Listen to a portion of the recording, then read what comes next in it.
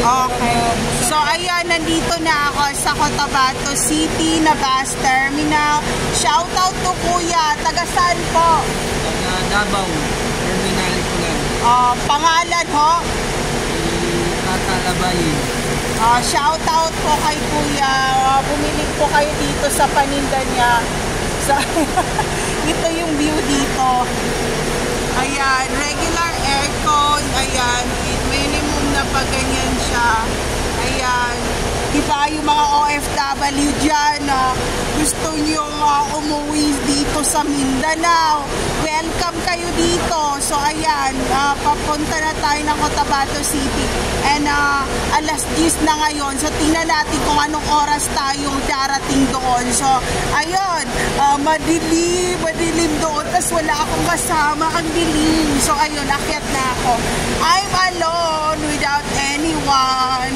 For 2 years na wala akong kasama. So ayan, akyat na ako.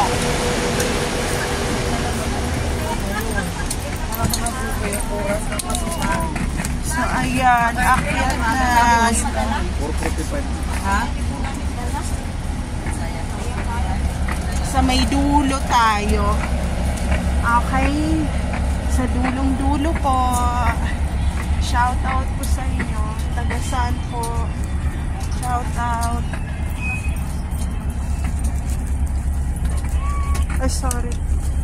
So, dito tayo sa dulo po. Ay! Oh my gosh! So, ayan. Nandito ako sa pinaka-last part and this is what happened here. And, tingnan nyo yung ayan yung mga upuan dito and straight to Cotabato City na to. And, ayun, I'm alone right now. So, ayun lang. Take care always, everyone. There's no safe place to all targeted individual out there. Mag-ingat kayong lahat. So, ayun lang.